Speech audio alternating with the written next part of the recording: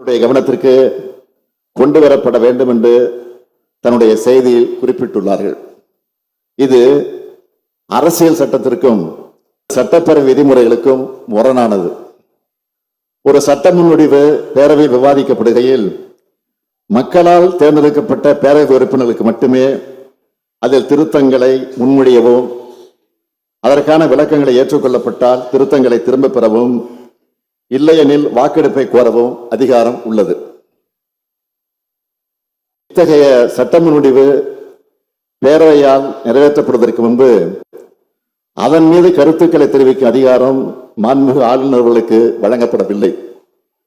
எனவே மாண்புமிகு ஆளுநர்கள் வரப்பெற்றுள்ள செய்தியில் இடம்பெற்றுள்ள கருத்துக்களை இந்த மாமன்றம் ஏற்றுக்கொள்ள இயலாது. மேலும் கன்சிடரேஷன் என்ற சொல்ல வேண்டிய மாண்புமிகு ஆளுநர் அரசமைப்பு சட்டத்துக்கு புறம்பாக அப்ராப்ரியேட் கன்சிடரேஷன் என்று குறிப்பிட்டுள்ளார். இதில் அப்ராப்ரியேட் என்னும் வார்த்தைக்கு என்ன பொருள்? பொருத்தமான அல்லது தகுந்த முறையில் ஆய்வு செய்ய வேண்டும் என்று பொருள்.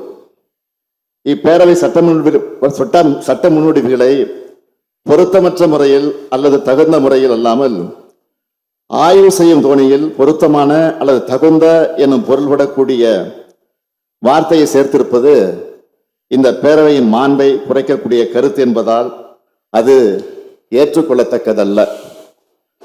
சட்டம் இயற்றுவது இப்பேரவைக்கு மட்டுமே உள்ள அதிகாரம்.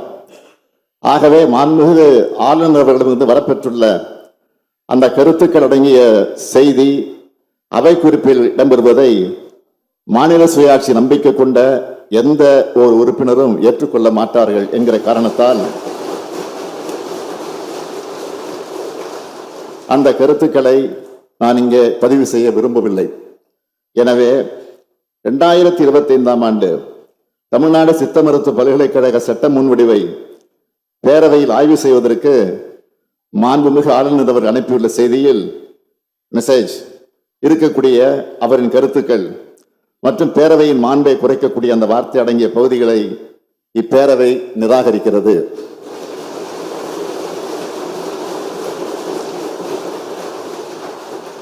அந்த தீர்மானத்தை நான் மொழிகிறேன். மாண்புமிகு உறுப்பினர் அனைவரும் இதனை ஒருமனதாக நிறைவேற்றி தர வேண்டும் என்றும் கேட்டு அமைகிறேன். மாண்புமிகு முதலமைச்சர் அவர்களுடைய தீர்மானம் பேரவையின் முடிவுக்கு விடப்படுகிறது. ஏற்போர் ஆம் என்க, மறுப்போர் இல்லை என்க. மறுப்போரே இல்லை என்று கருதுகிறேன். மறுப்போரே இல்லை. தீர்மானம் ஒருமனதாக நிறைவேறியது. மாண்புமிகு மருத்துவ மற்றும் மக்கள் நல்வாழ்வுத்துறை அமைச்சர் அவர்கள்.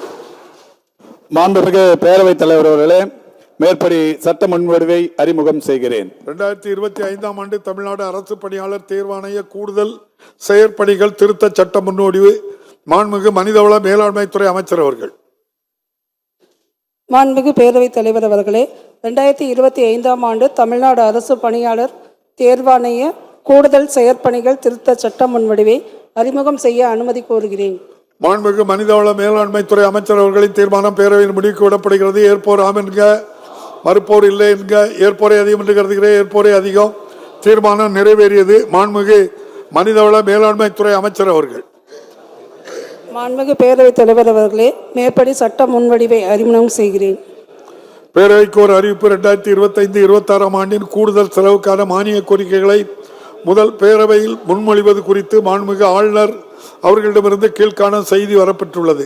Message in pursuance of article 205 read with class 3 of article 203 of the Constitution of India.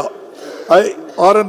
Ravi, Governor of Tamil Nadu, hereby give my recommendation for moving in the Tamil Nadu Legislative Assembly the demands for further grants for the year 2025-26.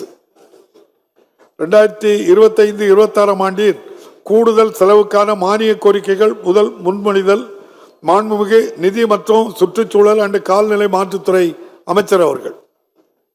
மாண்புமிகு பேரவைத் தலைவர்களே, 2025-26ஆம் ஆண்டிற்கான கூடுதல் செலவிற்கான மானிய கோரிக்கைகள் அடங்கிய 15/10/2025 தேதியிடப்பெற்ற அறிவிப்பில் குறிப்பிடப்பட்டுள்ள முதல் துணை மானிய கோரிக்கைகள் ஒவ்வொன்றுக்கும் எதிரே குறிப்பிடப்பட்டுள்ள தொகைகளுக்கு மேற்படாத தொகைகள் 2025-26 ஆண்டிற்கான கூடுதல் செலவினங்களுக்காக அரசுக்கு வழங்கப்பெற வேண்டும் என கோருகிறேன்.